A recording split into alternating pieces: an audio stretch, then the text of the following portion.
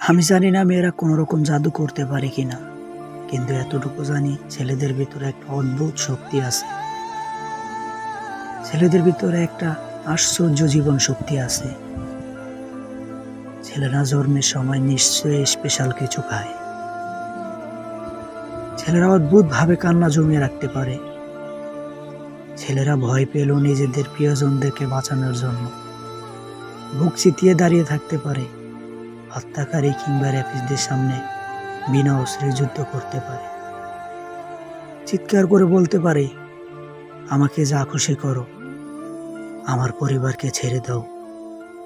সত্যি ছেলেরা জন্মের সময় স্পেশাল কিছু খায়।